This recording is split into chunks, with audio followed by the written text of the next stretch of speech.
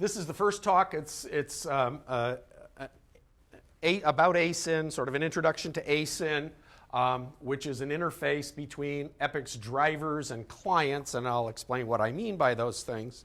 Let me just say that it was first written years ago. I'm trying to remember. It's over a decade ago by Marty Kramer and Eric, and then Marty got me interested in it, and we did quite a bit of work together before Marty left. And now I've sort of been the one maintaining this package with a lot of help from other people, especially from Eric Norum, who used to be here but is now at Lawrence Berkeley Lab. Okay, so I'm going to first start with just my philosophy about how to deal with a new device. If you're handed a device and you need to write Epic support for it, what's the best way to go about doing that? In my opinion, if the device uses strings to communicate, and it's not too complex, then you should probably use the stream device support to talk to it. This works well for what I would call relatively simple devices. Where it becomes more difficult is with complex devices where the parameters or the settings of the device interact. And so when you put it in one mode, that changes the list of available things that you can do. Because essentially with stream device, there's no state information. You just send a command and get a response. And there's no place that you're keeping track of the state of the device. And stream device itself is dependent on asyn at the low level for doing the serial TCP, GPIB. It uses all of the messaging drivers that are supplied by asyn. So even if you're using stream device, it really helps to understand a bit about asyn.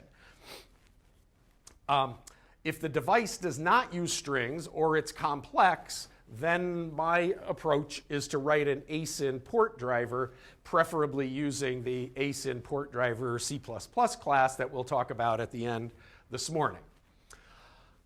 The nice thing about this is that in general, you're not going to have to write device support for standard Epic's records. In my opinion, writing device support is difficult because you not only need to understand the device, you really need to understand the record. And the subtleties of some of the Epic's records are considerable. And so that's been done in asyn for you. There's a standard set of device support which you should be able to use nearly all the time. Also, if you write device support, then in some sense you're constraining the developer because you've decided what Epic's records you're going to support.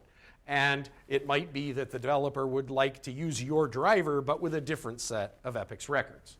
If you do that, if you write an asyn driver, the developer can choose the record types or indeed not to use records at all and call your driver directly from a state notation language program or another control system and so on. Okay, so what is asyn and why do we need it? I think everybody's been through, knows enough about Epics to be familiar with sort of this diagram that shows the Epic's components. At the top level, we've got the network, and out here, the channel access clients. They aren't even shown on this diagram here.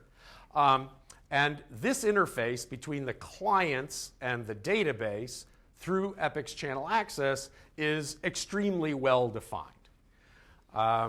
There's also a very well-defined interface between the database and the records. So, when a record wants to be scanned or processed, or, when some field gets modified, which C function gets called, that's well defined.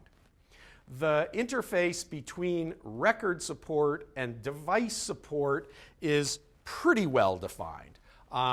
But each record does have to say, come up with a set of functions, does define a set of functions that device support needs to implement, and those aren't always the same for every record.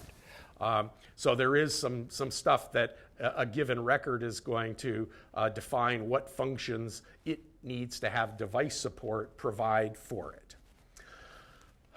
What's really poorly defined is the interface between device support and device drivers. In Epic's base, there is an interface defined here, and it has exactly two functions, initialize and report. So there's nothing that says what that interface actually does to communicate data, which means that if you use, normally Epic's developers before asyn had to define for each device that they were doing, or maybe each family of devices that you were writing, you had to define this interface, which means that it was impossible to write generic device support that should be able to talk to any driver. And so drivers were tightly tied to the particular device support that had been provided for that device. So asyn provides a standard interface here between device support and device drivers. But more generally, this interface isn't limited to being used from device support. I mean, this is a server, this is a client. This server can be called from other clients as well. For instance, say directly from a state notation language program or from some other C code. Or in particular, a driver can be called by another driver. So if you think about one of the sets of drivers that asyn provides are things for serial ports and TCP/IP sockets and VXI11, and so that's like a low-level communication driver that you would use asyn for, but you might also be writing a higher-level driver, say for a motor. So the motor driver is an asyn driver that in turn talks to a second asyn driver that does the low-level serial I/O. And we saw, if those who took the area detector course saw that, here by an asyn driver, we had detector drivers, but we also had plugins. They're both asyn port drivers, and they're communicating to each other over the standard interfaces that asyn defines, but not through device support. So, and asyn, so that's sort of the basic guts of what asyn is about, but as you'll see, there's a lot more things that are provided as well that are useful. Okay, just a little bit about the name asyn. For those of you who go, like me, who go way back here, you'll remember that there was a package called Hideos, which did some of the same things that asyn does. It was its own operating system, ran on a separate CPU in the VME crate, and just handled essentially serial and GPIB devices, and communicated over the backplane with a particular protocol to the main CPU. That got replaced by something called the message passing facility that Marty wrote, which was the same concept. It was a server, or a C++ based server that was running on actually I guess Marty did it in C, on the second CPU, and it could communicate over the backplane with the main CPU. Marty then came up with this new package called asyn, and it was intended to replace these two and communicate only with asynchronous devices, slow devices, over serial, GPIB, TCP/IP. And what asyn did is provide the thread per port and queuing services that you need to be able to do this. But we quickly realized as we started writing, as asyn developed, that the whole framework was useful outside of just what it provided for slow devices. So it now works for synchronous, in other words, fast devices that don't have to block, that don't block. But we're stuck with this name of asyn, or we got to rewrite a heck of a lot of code. So we're not going to do that. An important point, I think, although it's not been used all that much yet, is that asyn is more or less independent of epics. It, at the lowest level, and I'll mention this a little bit towards the end, It really only depends on the services that are provided by the Epic's libcom library, which is this libcom provides operating system independent facilities for queuing and mutexes and threads and so on. Of course, the part that has the device support in Epic's is Epic's dependent and depends on more than just libcom, and so does the asyn record. So it only uses libcom from base to be OS independent. So in principle, asyn can be used in code that does not run in an IOC or is in an Epic's IOC, or could be used with other control systems like Tango or others. So the architecture is a client server. So the server is what is called an asyn port driver. It's a named object in the IOC, or it's a named object. So you identify it by some string that's got to be unique in that IOC or that process. And the addressing of a particular device is done through the named port and then an integer, potentially at least an integer subaddress. So let's say this was an ADC, then you might have 16 subaddresses for the individual channels of that ADC, or if this was a motor controller, you might have 8 subaddresses, which are the individual axes of that motor controller. In many cases, you don't need this subaddress. There's only one device that's being talked to, an area detector, for example. Typically, one port driver just serves one device, and so you don't have to worry about the address here. The port driver communicates with the client, which can be device support or anything else, any other client, another driver, for example, over a set of standard interfaces. And by interfaces, these are named things that in C++ you would call them pure virtual functions. In other words, the functions are defined, but for the most part, there's no implementation of those functions. It's just a header file that says what are the interfaces. There's one interface that all port drivers must implement that's called asyn common, and it has methods like connect, which connects the driver to the device, report, and there are a number of functions in asyn common. And then there are the functions that actually transfer data, and these are things like asyn octet, which transfers a stream of bytes or octets, and it has methods like write, read, set input end of string. And then there's another interface here, asyn int32, which has a write and a read method, and we'll get into those. So this is the basic architecture. So the client has to find out what interfaces this driver supports, and then it communicates over those interfaces by calling asyn octet write or asyn octet read, for example.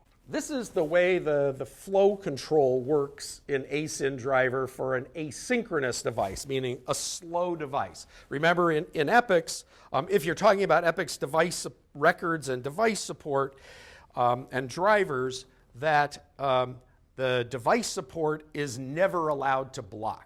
Because if the record is processing and it calls device support, and device support is talking to a slow device, if the device support blocked, it would hang up whatever thread is processing that record.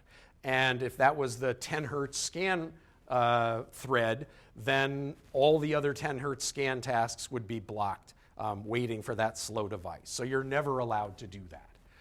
If your device is slow, device support has to basically somehow initiate a transaction, set the packed field in the record to true and return. And then when the I/O completes, it requests that the record process again, and then it goes in and gets the data that was transferred during that asynchronous part of the transaction, the stuff that was going on in some other thread. So the way it works is that the record calls device support. Device support calls a component of asyn called asynManager and queues a request. And so it puts a request on a queue. And the asynManager has, for each of these slow port drivers, has created a thread. And when your request gets to the head of the queue, it will execute a callback that you've specified here in your device support. This is the callback. It'll execute that callback in the thread that asynManager created. So now this callback is running in a separate thread. It calls your function in device support. You now are guaranteed to have exclusive access to the underlying driver. And so you're allowed to do slow transactions here, write, read, blah, blah, blah, until you've done all the I/O that needs to be done. Then you request that the record process again. So that's scan I/O request. That's something you call in Epic's base. And then when Epic's base schedules your record to process again, it will call device support and basically take the data that you've done in this transaction, which you've typically stored somewhere in a private structure in your device support, you put it into the record, and you set packed back to 0, saying this transaction is done, and now the record completes its processing. The queue is basically it's an entity that's just for that port, okay? And in fact, there are multiple queues because there are 3 different priorities: low, medium, and high. So you can request that your request goes into a high priority queue or a low priority queue. In practice, I don't think I've ever worried about that because typically there aren't that many things queued that you're fighting, other clients, but you can do that. But in particular, there's one queue here that's unique, which is called the connect queue. So if you're queuing a request here to connect to the device, that has to go into its own dedicated queue because it needs to be treated differently. Normally, if you queue a request here to talk to the device and the device is not connected, like a socket has failed to be created, asynManager will immediately reject your request. It's saying you're not allowed to queue a request to a disconnected device. So you need a connect queue, which you are allowed to queue even if it's not connected. The device support knows that when this callback has been called, your queue request, when you issue this queue request, associated with that request is the address of a callback function in your device support that will be called. When that's called, you can be guaranteed that it's fine to just call asyn octet write to the driver. There's no possibility of conflict. There is the possibility for a driver to call back device support asynchronously when it gets a new reading, for example. It's like an interrupt callback. That isn't shown on this flow diagram here. That's sort of a separate issue, but we can mention it now. That if the driver, let's say, gets asynchronously some data down here, the driver probably has its own thread that's running down here. It might be polling the device or it might be interrupt driven, and it gets new data. It can now, if device support has registered for callbacks, it will call back the device support, send it the new data, and at that point, the device support will, if this record is in scan equals IO interrupt, it will request the record to process, which will get this new data. So that's sort of a separate flow diagram because the process wasn't initiated by processing the record. It was initiated by a callback from the driver here. And it never goes through the stage of packed equals 1 because it's already got the data by the time the record is requested to process. Okay, this is a similar diagram, but for a synchronous driver, in other words, a fast device. And in this case, all of the code runs in the application thread. In other words, whatever thread is processing the record. That could be the 10 hertz scan task or a channel access server task because you did a CA put to that PV. So the record comes down here. It goes into device support. Device support does exactly what it did before. It calls asynManager-Request, but at that point, there's two things that are different. Device support looked and said, asked asynManager, is this a slow device or a fast device? If it's a fast device, it doesn't set packed equals 1. But it queues the request. At that point, asynManager says, this is a fast device. I'm not actually going to run it in a separate thread. As soon as you call queue request, the same thread immediately calls back your callback routine. You do the I/O, but you're guaranteed to have exclusive access to this device, but whatever you do here better be fast, because if it isn't, you're going to slow down the whole IOC or some threads in the whole IOC. But this would be fine if you're talking to a VME device, that if it's gonna complete, there's like rules of thumb, millisecond, under a millisecond, this is probably okay to do it synchronously. So you do that I/O, and then you don't have to request the record to process again. It just gets done. So when you're writing a driver, so there's a core component in asyn that's called asynManager that provides functions that you call both from drivers and from clients. So this is a list of the methods that you call for drivers in asynManager. The first thing, the most important, is that you register the port. So this is how you make your named port known to Epix, known to asynManager. So you register a port, you give it a name, and you set some flags that say, is this a multi-device? In other words, does it support addresses more than one address? Is it a fast device or a slow device? So can block 0 or 1. And is auto connect is a flag that says, will I automatically connect to the underlying device, or does that have to be done manually by a call to asyn to asyn common connect method? And what asynManager does is, if it's can block, it'll create a thread for that port. Then once the driver has registered the port, it calls register interface for all the interfaces that it supports. So it has to call register interface for asyn common, but it could also register, if it's going to support communication on the octet interface or the int32 interface or the float64 interface, and so on. It registers each of those interfaces.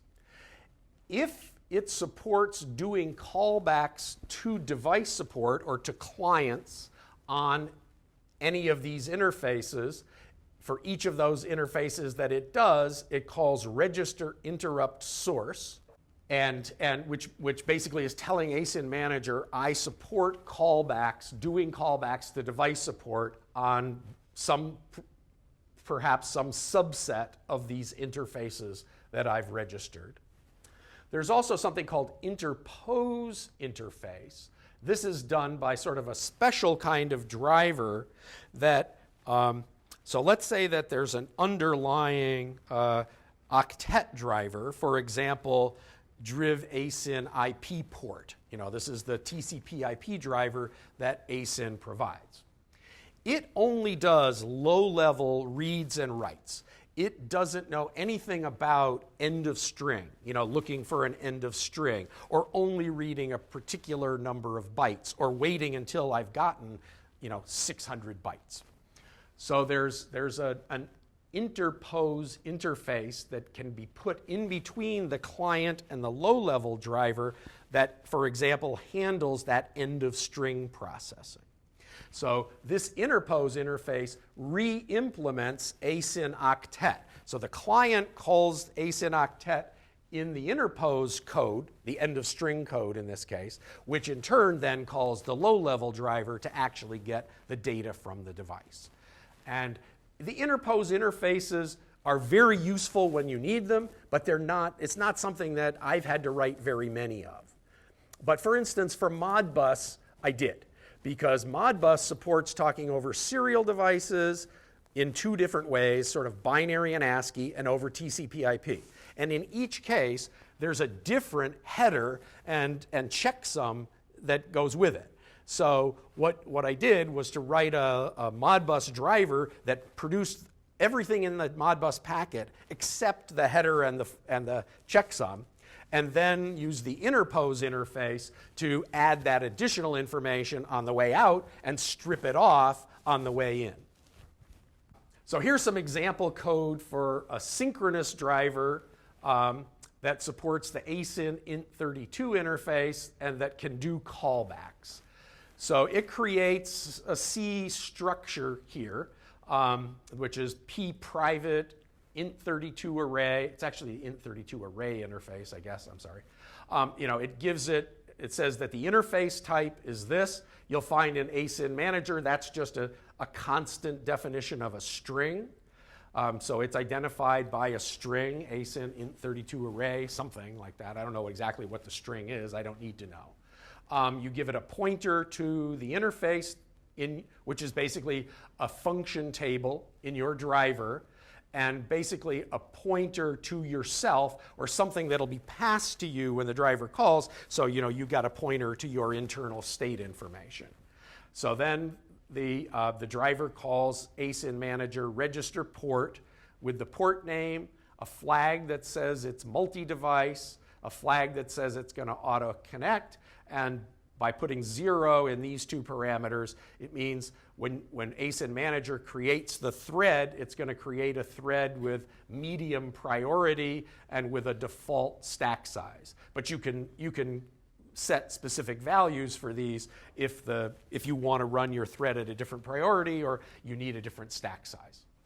And then it calls register interface for the common interface, it could be calling register interface for the int32. I guess I've got this mixed up. This should probably say int32. For that interface, there actually is some code here in int32 base. There's some code you could call called initialize, which takes care of some busy work for you.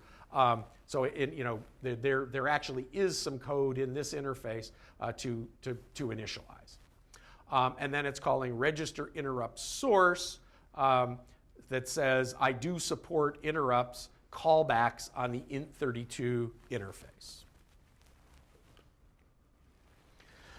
Okay, so that's sort of a basic outline of what drivers need to do when they register a port. What clients need to do when they want to communicate with a port is they create a structure that's called an asyn user. I'll show you what that is in a minute. They connect that structure to the particular device, meaning the particular asyn port. They go find the interfaces like asyn octet, asyn int32, asyn common, so on. If they want to be called back when the driver gets a new value, they register for those interrupt callbacks. And the word interrupt here is used in a sort of a generic sense. It doesn't mean that it's tied to a hardware interrupt of the device. It just means the driver got some data asynchronously and it's going to call back. And in particular, it should not be done in VxWorks interrupt level because clients here are allowed to do, when they get called back, they're allowed to do printf. And you're not allowed to do that from a callback from an interrupt routine in VxWorks. So if you have VxWorks interrupts, you should handle that in some very fast interrupt thread, passing the data to a thread that's not running at interrupt level, and that's what actually does the callbacks. You can, the client queries the driver characteristics, so it can say, you know, can this driver block? Is it a multi-device? Is it currently enabled? Etc. And then finally, it calls queue request to actually do the I/O to a specific port. As I said, asynManager will call the callback routine that the client has defined when the port is free and the queue request has made it to the head of the queue. And that, of course, that'll be in a separate thread if it's an asynchronous port. And then the device support or the client here just directly does the I/O calls to the interface methods in the driver, like it calls pasyn octet write. Pasyn octet here is the address of the functions for that specific driver, which it discovered when it did find interface. So it got this pointer when it searched for the asyn octet interface in that driver.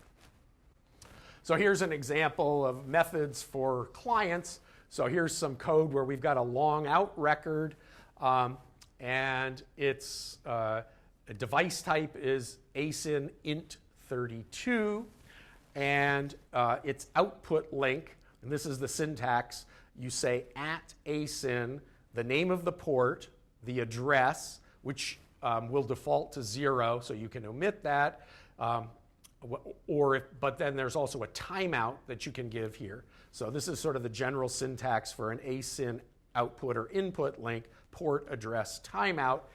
And then at the end, there's a field here that's called the driv user field that tells it, okay, I'm on the int32 interface, but there could be a whole bunch of different parameters that this driver supports that are integers. So this is how you identify which particular parameter it is that you're talking about. So the client here will create an asyn user structure. So it says pasyn user is pasyn manager, create asyn user. And when you create that user, you give it the address of a callback routine here that should be called. You could give it the address of a second routine. I believe this is a function that'll be called if your queue request times out. So you issue a queue request, and if that doesn't get to the head of the queue within some user-definable time, it'll call back another function here if you specify it that says, you know, I got a timeout. Then there's a function here you can use to parse this link field that you give it a pointer to this string, and it'll come back with the port name, the address, and this user parameter here. Then it calls connect device. So it's going to pass it this is passing it this asyn user structure that was created here, and the name of the port and the address. Then it's asking, can this driver block? Find the int32 interface and queue a request on the asyn user interface. Queue a request. And then when that time comes, your process callback function that you specified there will be called, and you do, int32 read, passing it the data to be read from the driver. So at asynManager, this asyn user structure, it's sort of the fundamental handle that's used by asyn, and the methods for it are you have create one, and as I said, you can give it the user callback and a timeout callback, so a queue callback and a timeout callback. There's also a method called duplicate asyn user, so you can basically make a copy of an existing asyn user structure. And this is what that structure looks like. So it's got a place to hold an error message. So when you try to do an I/O to the driver, if it returns an error to you, it can fill in an error message here and let you know specifically what went wrong. There's a timeout field to specify, how long is your I/O in the driver allowed to execute before it times out. There's a couple of pointers that are available to the user, to the client. There's this driv user, which is a field, a pointer that the driver can use. And then there's an integer field here called reason. And normally, that thing that we saw in the previous diagram, previous slide, I mean, this bin x, which is a string, of course, the driver typically turns that into an integer reason. You know, there'll be a set of enums that say, you know, bin x is reason 0, bin y is reason 1, whatever. You have a whole bunch of parameters, and each is associated with some integer, so that when you get one of these asyn user structures, you know what driver parameter, the driver knows what parameter is being talked about. And then there's an epochs timestamp here. And there's basically an auxiliary status field here. And we'll talk about those last two fields a little bit. So it's a pretty simple structure. And that's what you're passing to drivers. So these are the standard interfaces that are part of asyn. There's no restriction in asyn that you can't create your own interface. You know, you're welcome to create your own interface if that's what it takes to communicate between your client, you know, your record, and a driver.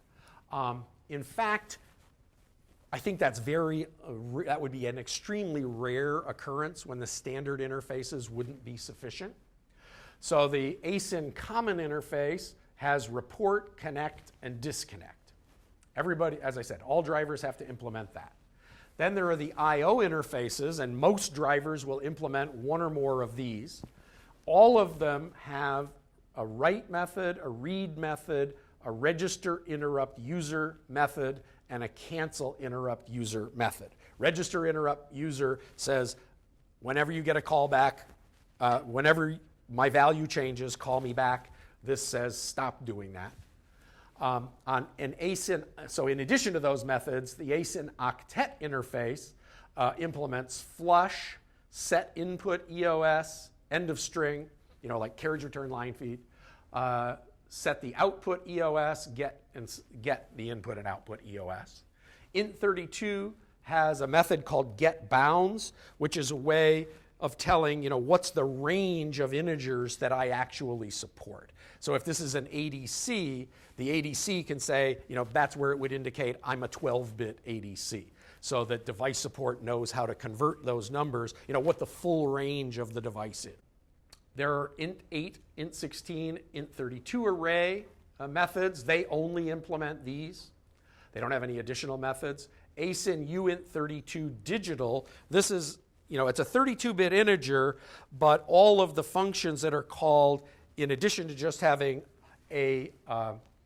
passing a value in write and read, they pass a mask. So, you know, they're intended for binary things where I'm writing to a register, but I only want to write to this bit. I don't want to affect all the other bits, or, you know, this set of bits in the register. So that's what uint32 digital is about. And that has something called set interrupt and clear interrupt, which means that's where you give it a mask that says, if this bit changes, call me back. But if this bit changes, don't call me back. You know, so it's, there's a float64 interface, a float32 and float64 array interface, an interface called asyn generic pointer. And asyn generic pointer is sort of a catch-all. So that's what area detector uses, for instance, for passing ND arrays. So, and it's what the motor record device support does for passing atomically a whole bunch of status information about the motor. So the driver can pass back to device support a structure that says, you know, am I at the limits, am I moving, blah, blah, blah, blah, blah. Instead of having to do a whole bunch of callbacks, it passes a structure. So generic pointer is the way that you can avoid typically having to write your own interface, because you just use generic pointer.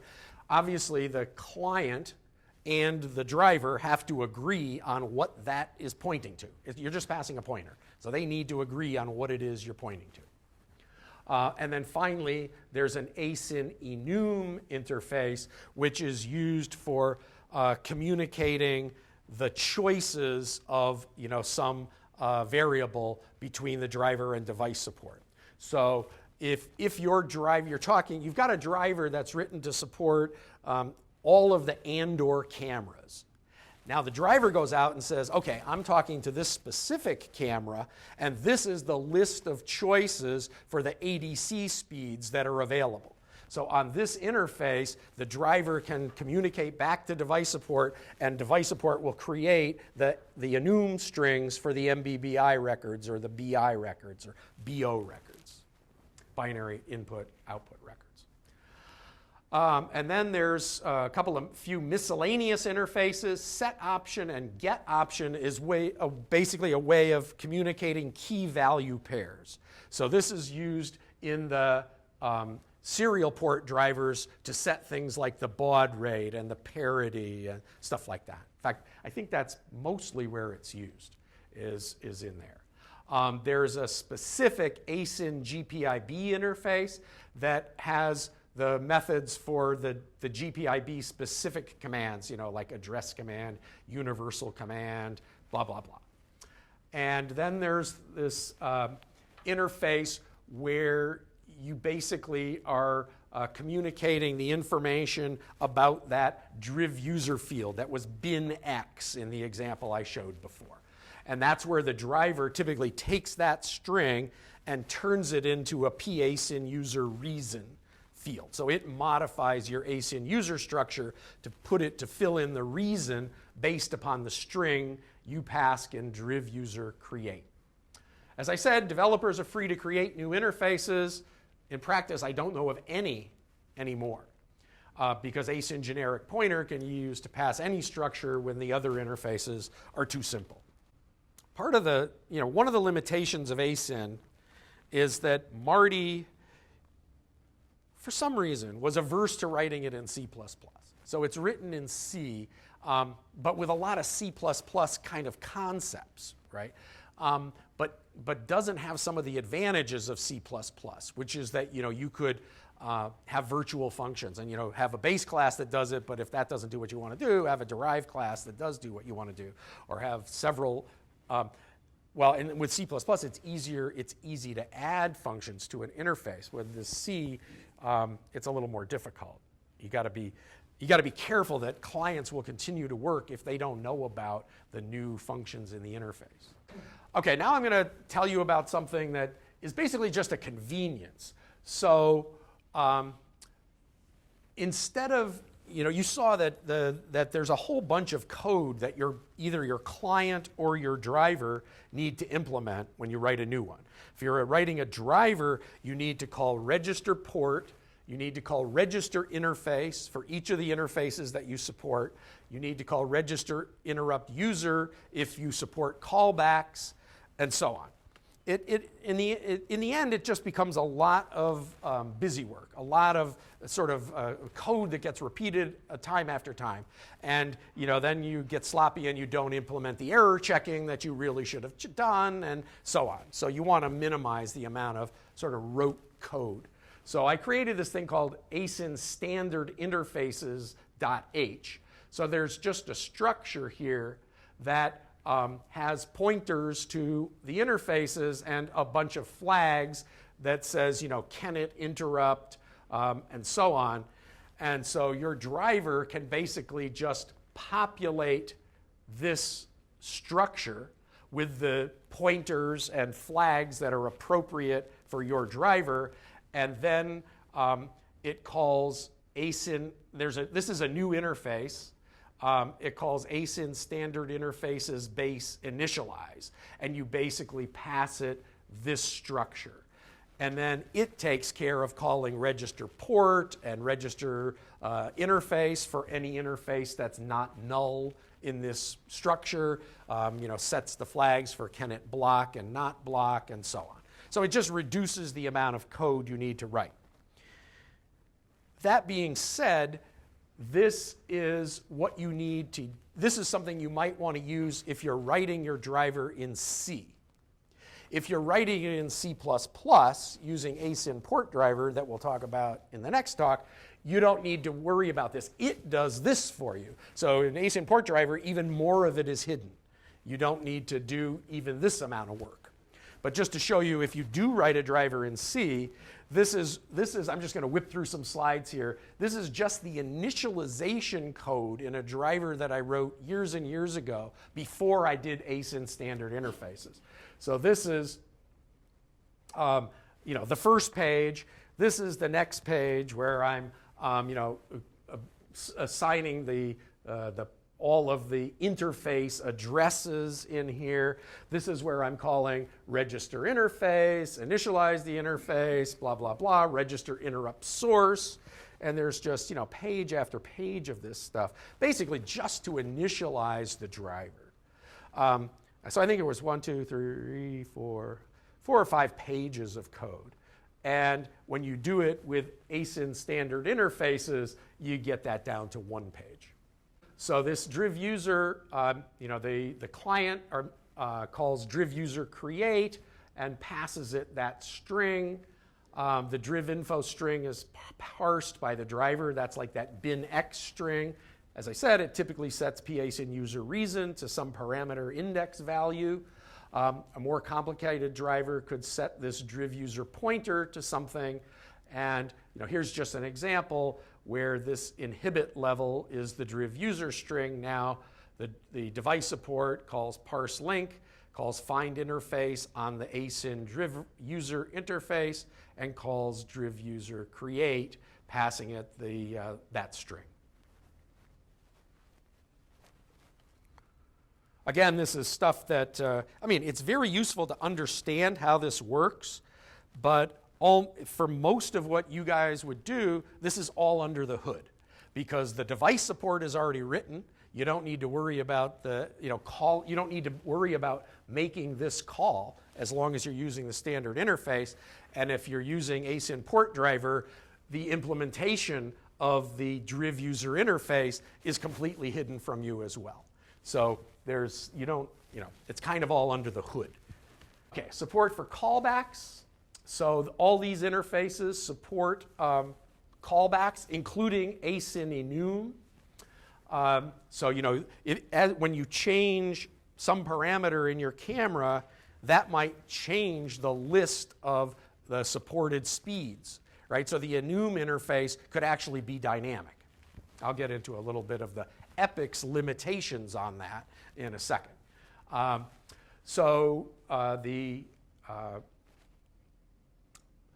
The client calls register interrupt user and gives it a user function and a user private flag. The driver calls that user function every time it gets new data. The callback will not be at the interrupt level, so the callback function here is not restricted in what it can do.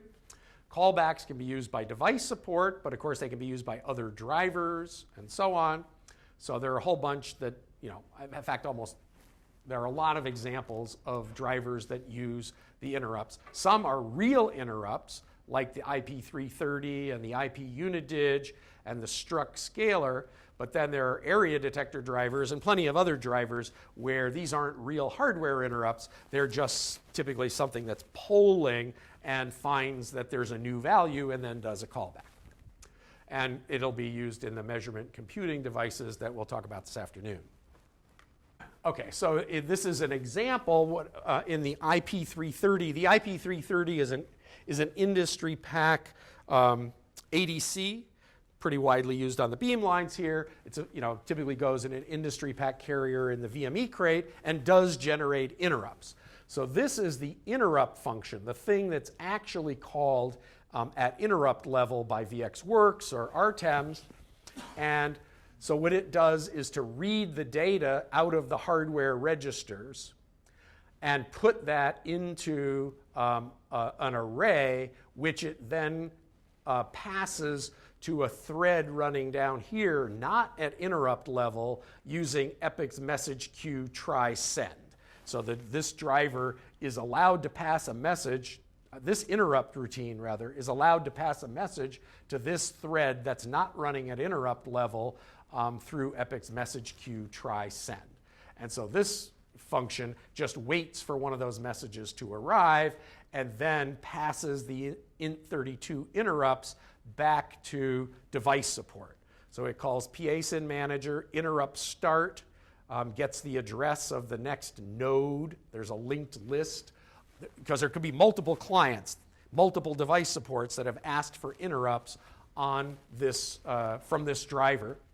And then it goes through and figures out, okay, for that particular client that I'm looking at, what address and reason has it been asked, has it subscribed to? And if the reason is this, then it does the callback. And based on the address that it subscribed, of the subscriber that the subscriber asked for, it passes the particular data, the particular value out of the 16 registers, it passes one of them. So just say a word about performance. The IP330, we got 16 channels digitizing at a kilohertz, so it's generating interrupts at a kilohertz. Each interrupt results in 16 callbacks to the device support that's averaging each of the 16 channels. It passes the entire 16 channel array back to some other device support that's putting it into multi-channel analyzer records. It's doing a float-64 callback to the fast feedback device support that could be feeding back the monochromator. So altogether it's like 18,000 callbacks a second.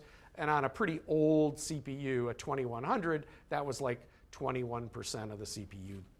So it's visible, but it's not overwhelming to do that many callbacks a second. And on a 5500, it'd probably be down around 5% or something. Okay, so there is generic device support in asyn for many standard EPIX records and standard asyn interfaces. So this eliminates the need to write device support in virtually all cases.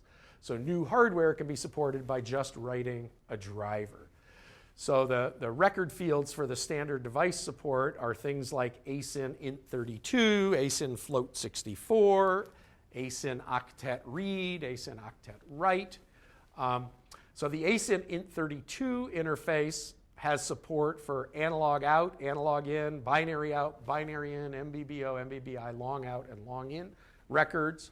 There's device support called asyn int32 average, which has support for the AI record. What that device support does is every time you get a callback, say from an ADC, the new callback, the new value gets added to a sum that's being accumulated in device support, and then when the record processes, which might be periodic, at 1 hertz, it just averages all the callbacks it's gotten since the last time it processed.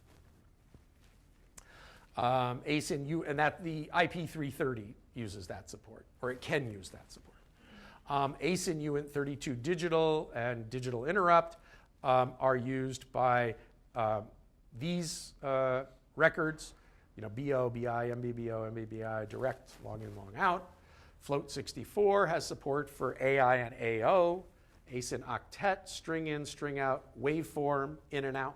Remember, string in and string out are limited to shorter strings. Waveform records are essentially unlimited.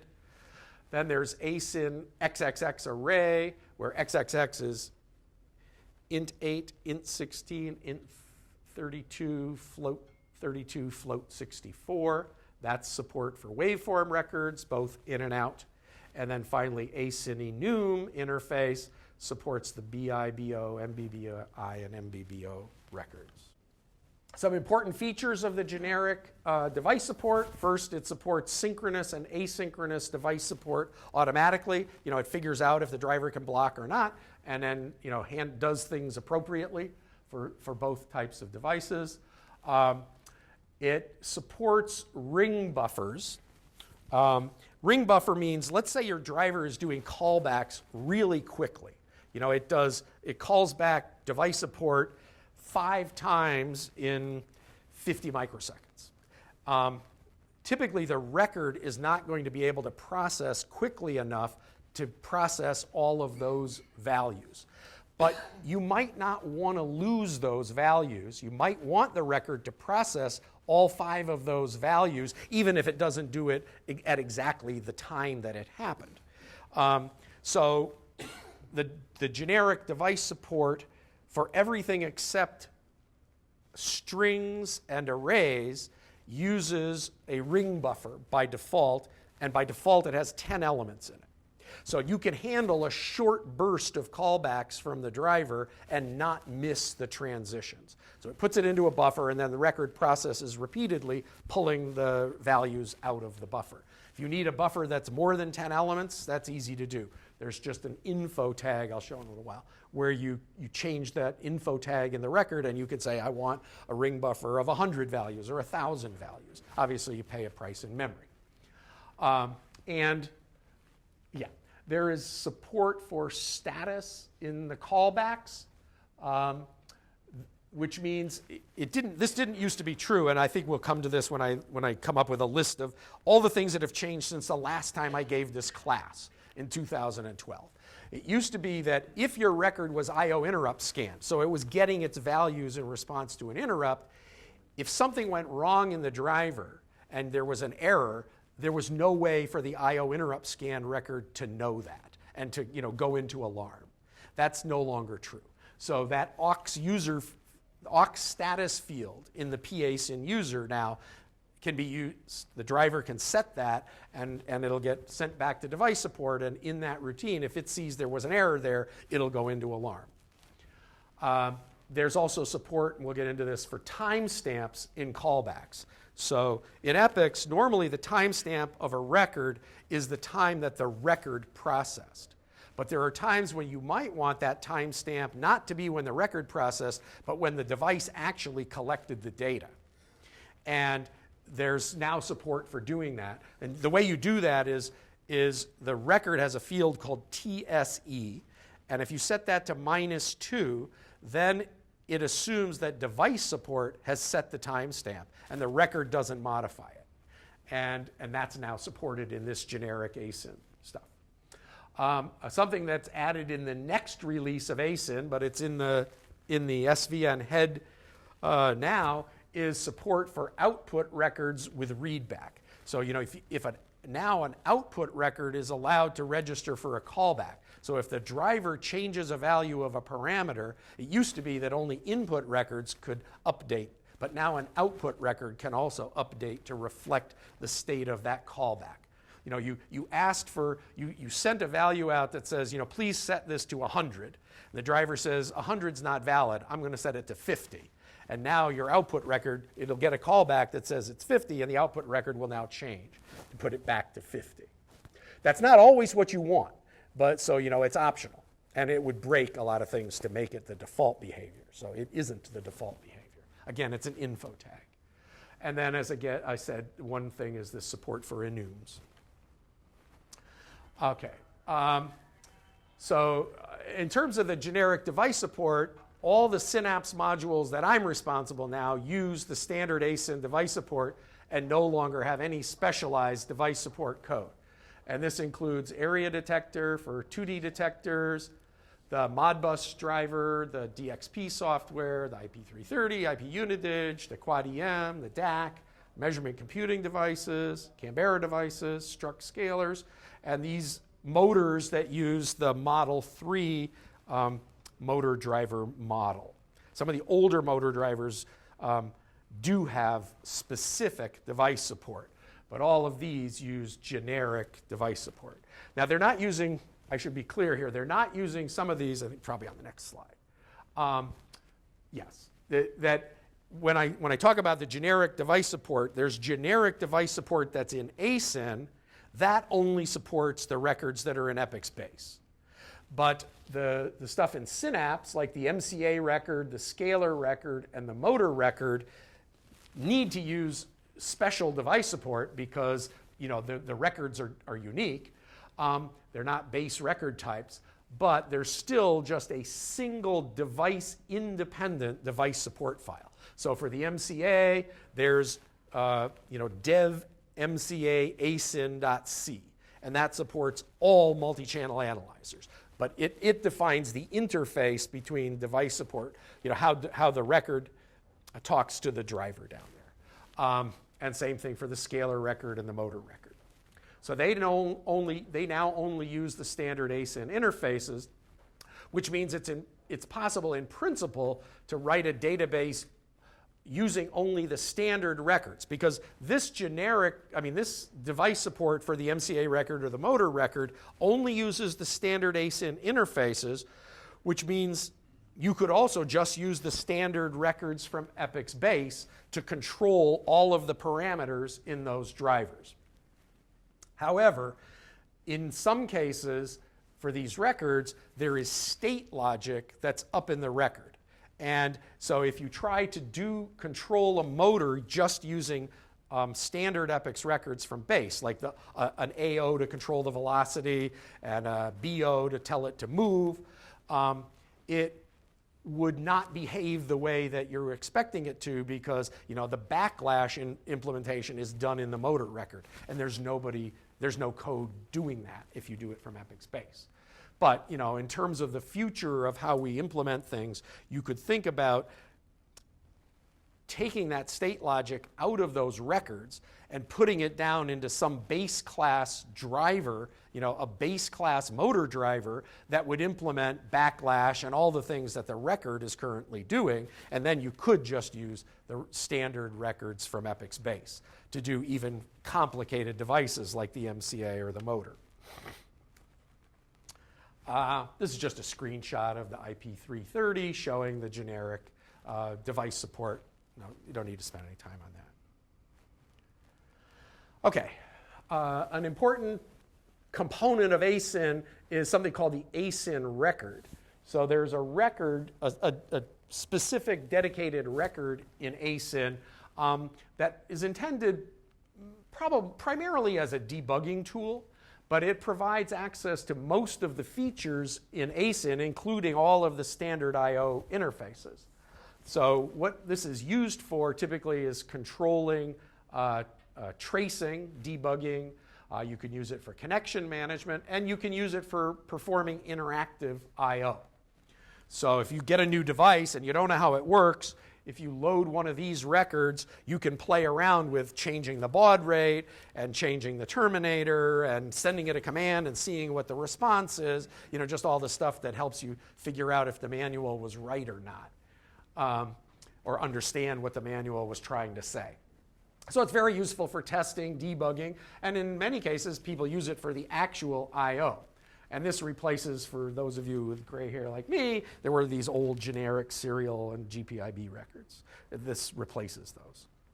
So for an asyn octet device, like a serial port, there's a screen here where you can configure the serial port parameters, the baud rate and data bits and stop bits. This is the screen where you can type in a command and see the response. You can set the terminator here. You can say, what operation do I want to do? A write followed by a read, or just a write, or just a read, or a flush. You could say, how many characters, well, it tells you what's the maximum number of characters you would like back, how many did you actually get back, why did the read terminate? It says, it got an end of string. So it's pretty useful stuff for debugging. This is a screen that's for controlling the GPIB specific interface. You can also, a nice thing about the asyn record is that you can change what port and address and driv info field it's using to connect to the driver. So you can switch this record, even though it's called serial 7, and probably was initially connected to asyn port serial 7, it's now been changed to communicate to IP330_1. So an IP330 driver, so you can switch what driver the record is connected to. And then on this side, you see that this driver, I've opened up the asyn register ADL screen. You see that this driver supports the int32 interface and the float64 interface, but that the interface that's currently active is the int32 interface. And this is reading the actual data that's coming back from this ADC. You've got control of this asyn trace, which is basically turning off and on debugging messages in your driver. And you can control what type of debugging information you see, and when it's printing out data, does it format that data in ASCII or ASCII with escape sequences or hex? And if it's a big chunk of data, what's the maximum number of bytes you'd like to have printed out? So you don't print out, the entire waveform record for a or the entire array for an area detector and take an hour. Okay, synchronous interfaces. Now this is different from a synchronous device. This is a synchronous interface.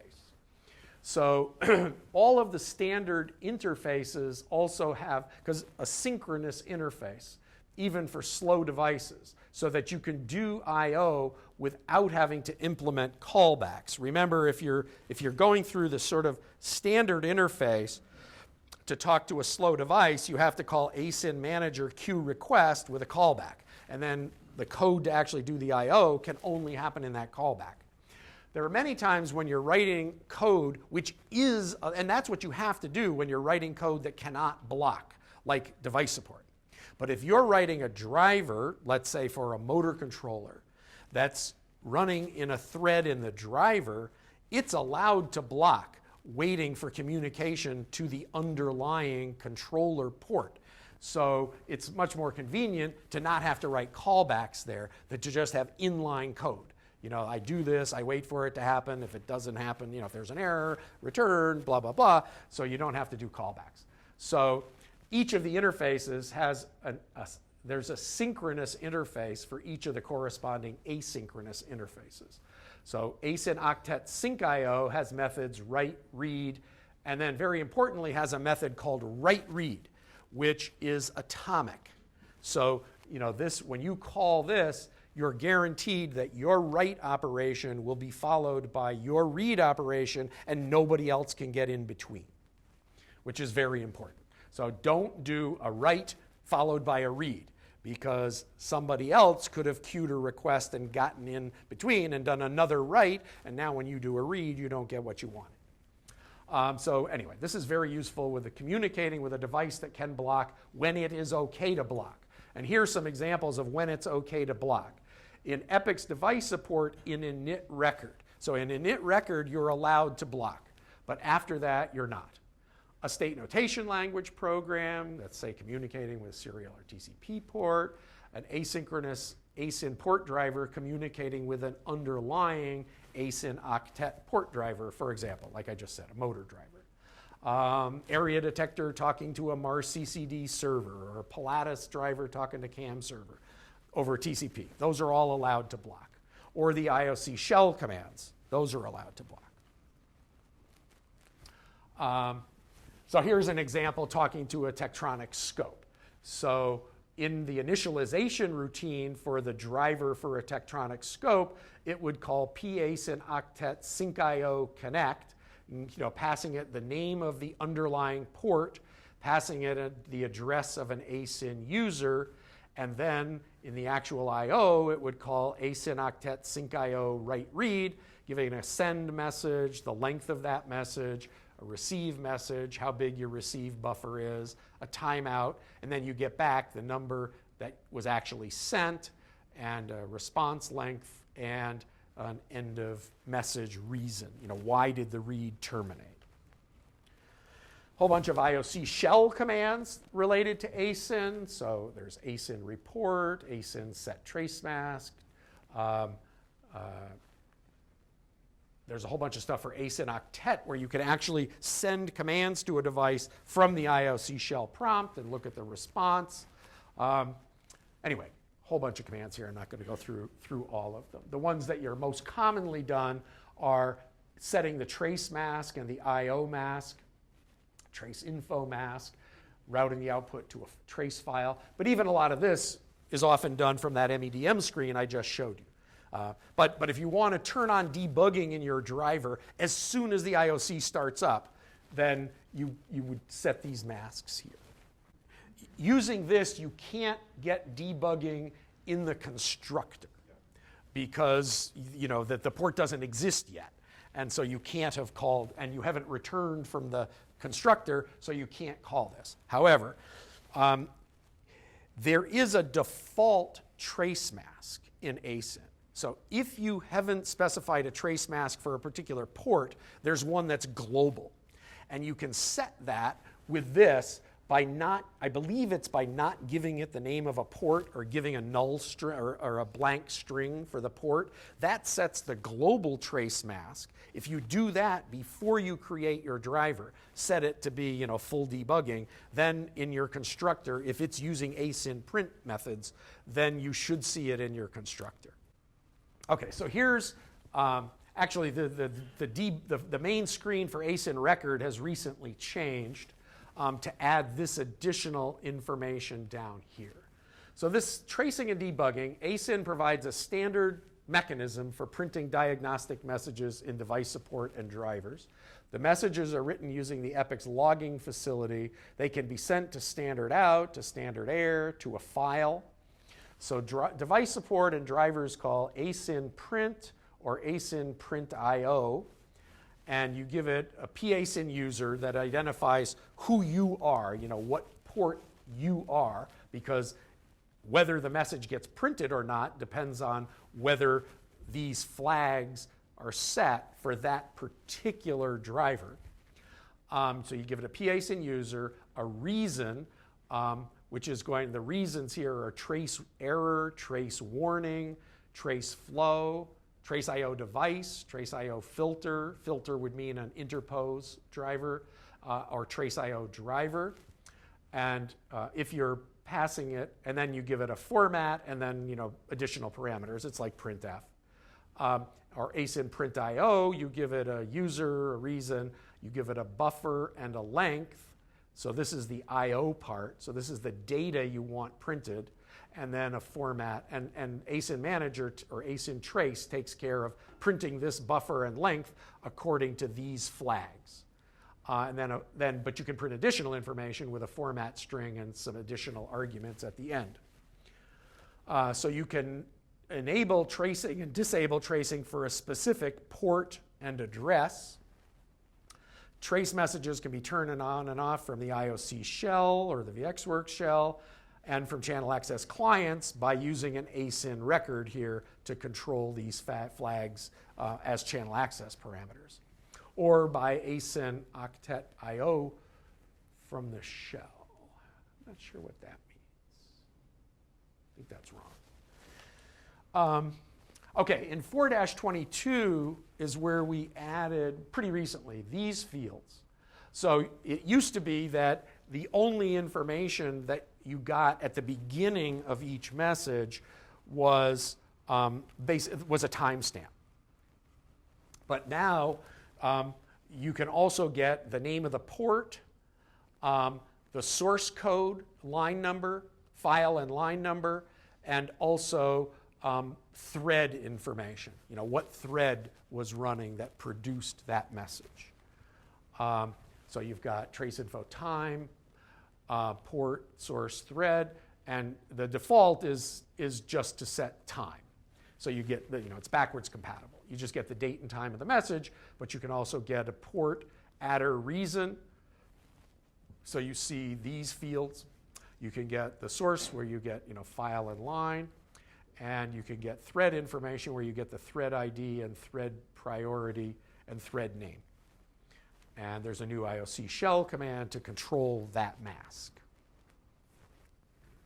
So here's just turning on some asyn trace output from the struck SIS3801 driver. So here's a message about queuing a request, and then write in 32 entry in the driver, tells you what command and what the value was. And then it says it got an erase command and cleared the local buffer and blah, blah, blah.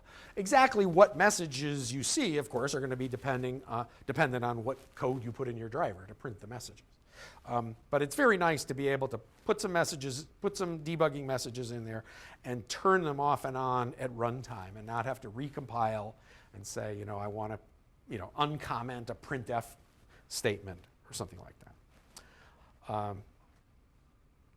Depending on the compiler that you're using, the overhead with an asyn print statement can vary because with GCC there's a macro that says if something's not set, it doesn't bother to call a function at all. It's a macro.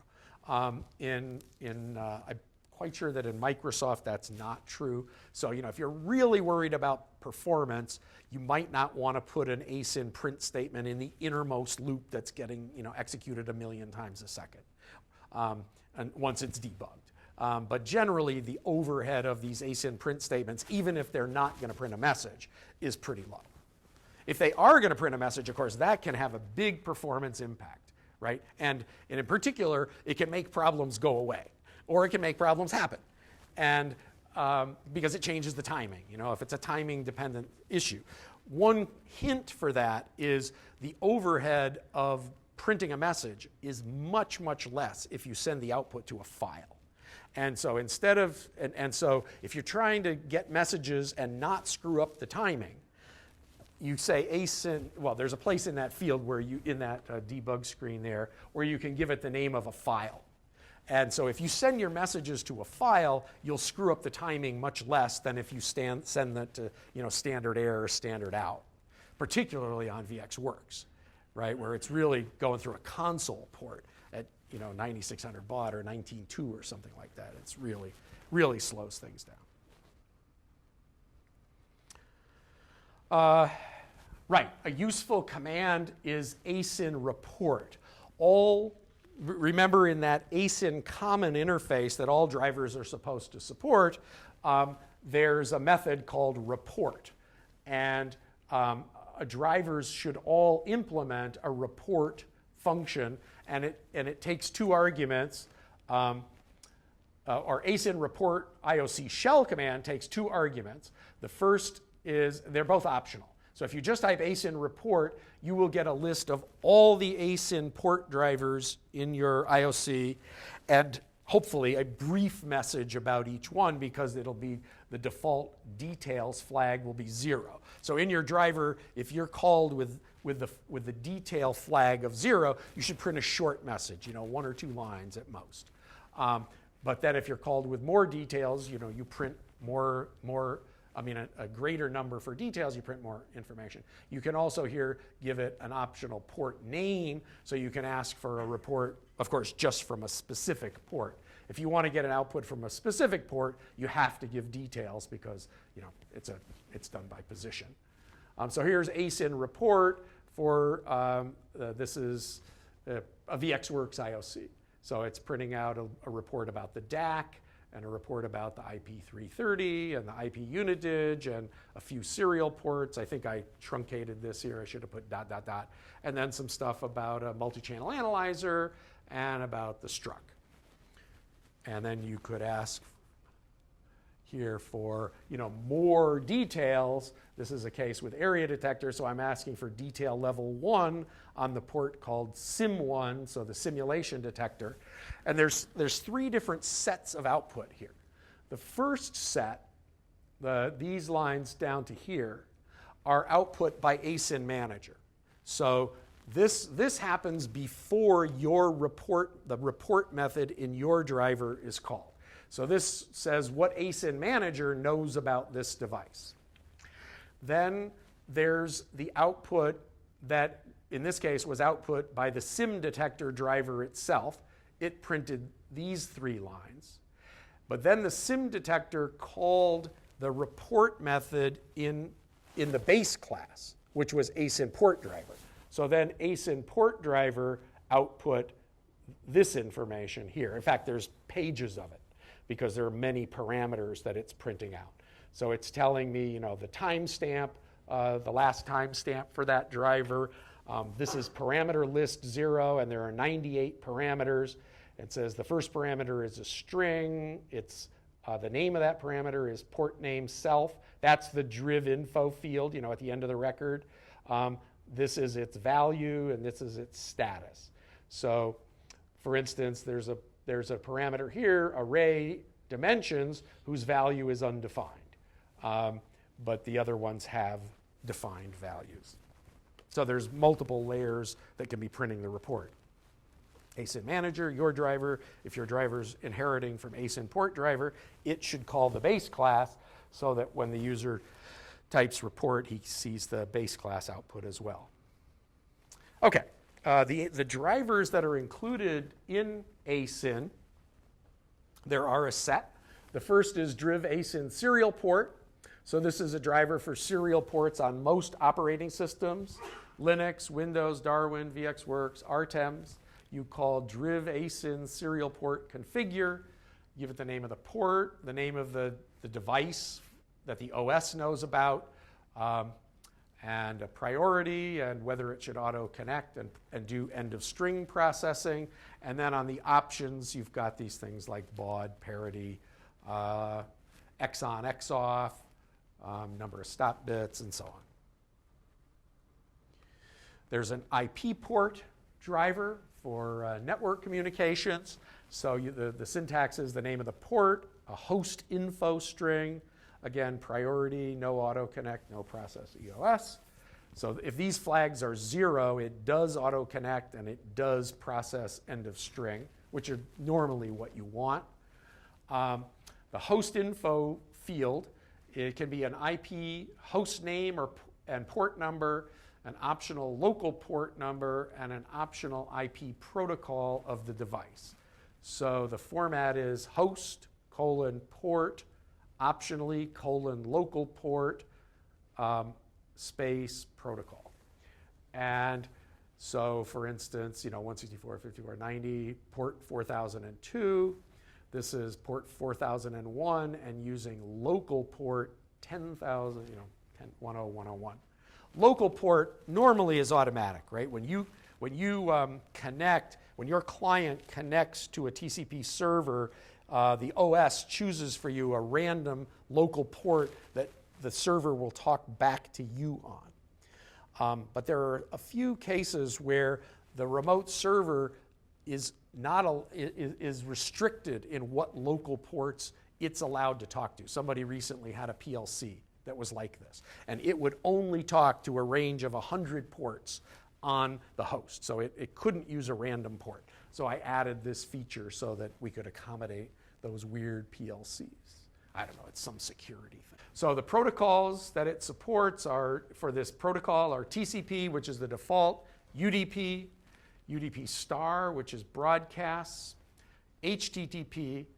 So this is like TCP, but with HTTP, the remote end disconnects after every transaction.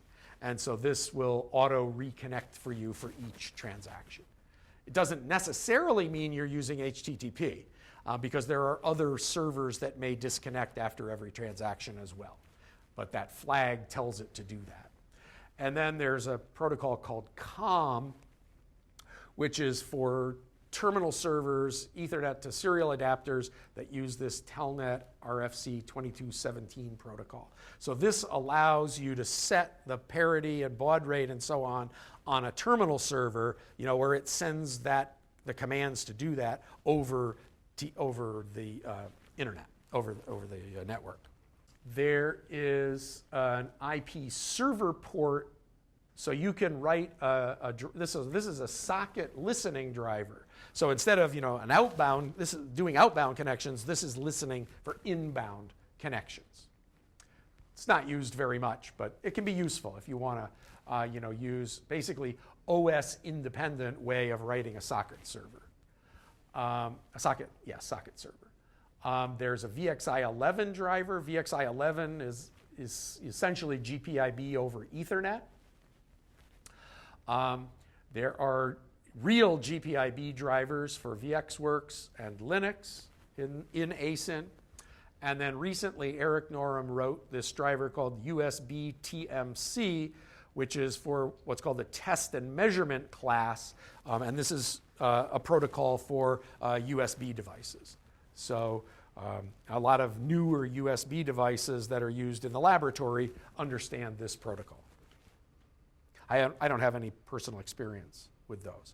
But it uses libUSB 1.0, and there are implementations of that for Windows. And and Darwin and Linux, and Eric says he's tested all of them. Just say a word about where an output record gets its initial value, because this is often a question people have. So an output record gets its value from the following places in this order. So, if you've defined a value for that field of the record in the DBD file, it'll get it. The first place it comes from is the DBD file, the record DBD file. You could then change the value of that field in some database file that you load.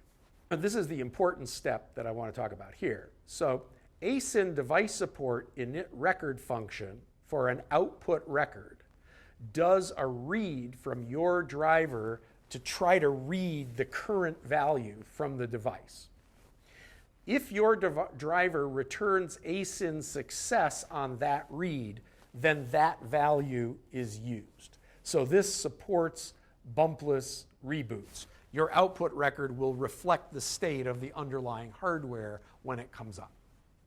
But if your driver does not return success, like meaning don't trust the value I just read, or I haven't read the value at all, then the record will not get replaced by the value. The value won't get replaced by what was returned by this read operation. If you're using asyn port driver, then if your driver has done set integer param or set double param before init record, i.e. typically in the constructor, then the readInt32 and so on functions will return success. If you have not set the parameter in the parameter library, and we'll get into this in the next talk, then readInt32 will return an error and the value will not be used. After this step, if there's a value in save restore, that will be put into the record. And finally, of course, if you have any db put fields at the end of your startup script. So, this is the order in which the value of the field of an output record field gets set. Okay, let me just talk about some additions since 2012. First is what I mentioned, that there's support for setting enum strings for device support in the driver. Typically, previously they had to be hard-coded in the database, but sometimes they should be generated by the driver depending on, say, what model device is connected. The capabilities of the device are different. They can even change dynamically. For instance, the list of valid gains can change when the readout speed changes. So release 4.19 added this asyn enum interface, which supports callbacks for this dynamic changing. However, Epic's channel access doesn't support callbacks when enum values change. So MEDM cannot automatically repopulate your menus when the driver does a callback with a new list of enums. What you have to do is know that that's happened, close the window, and reopen it. And then it will repopulate the enums. We added support for passing status information in asyn callback functions. So previously, records with scan IO interrupt would not go into alarm status when the driver detected an error.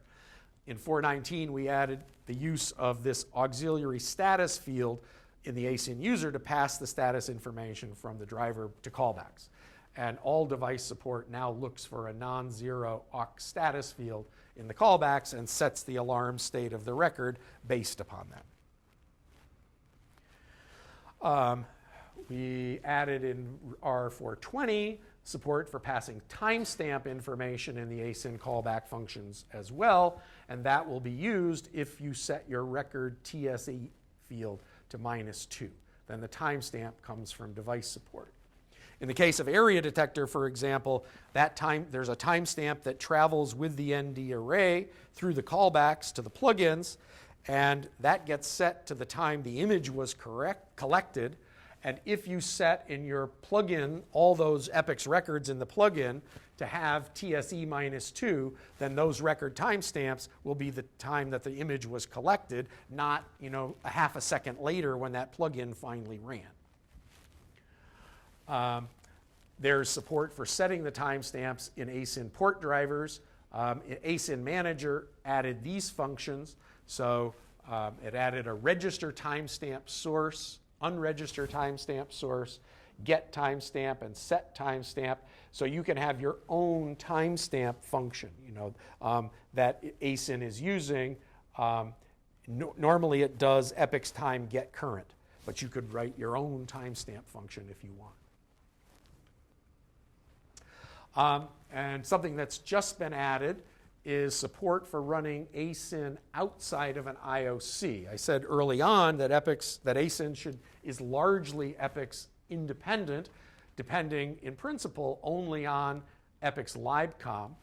So there's now a flag when you build asyn that you can set in config site that says that's epochs libcom only. If you set that to yes, then the build is done so that only libcom is needed.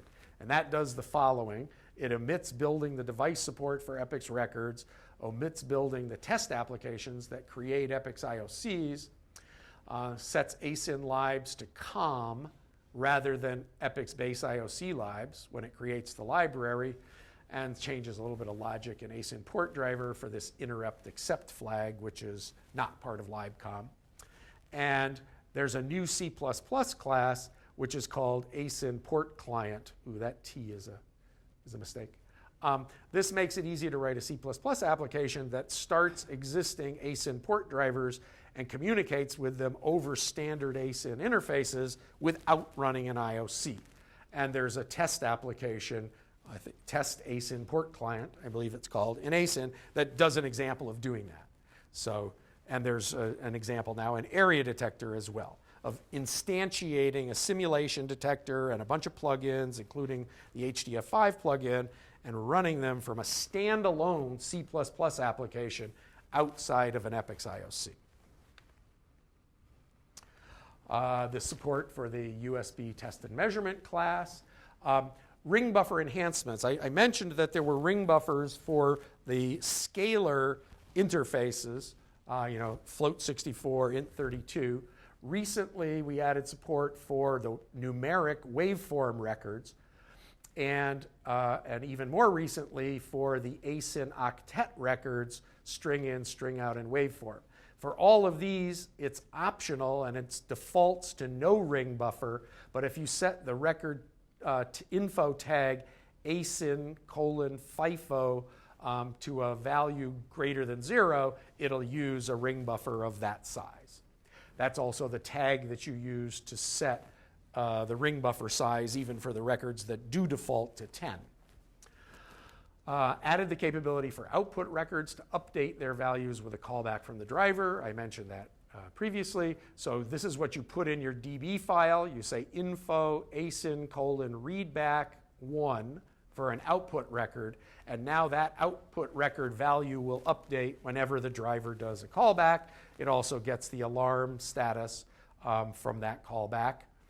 And it also uses the same ring buffer mechanism as input records. So your output record, can change.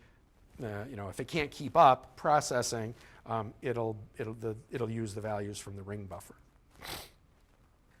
So let me give a summary of asyn here. Drivers implement these standard interfaces that can be accessed from multiple record types or state programs, other drivers. The generic device support eliminates the need for separate device support in the vast majority of cases. You have this consistent trace debugging. You have an asyn record for doing debugging or actual I/O. It's pretty easy to add an asyn interface to an existing driver. You don't have to change the code of the driver very much. You just implement these interfaces.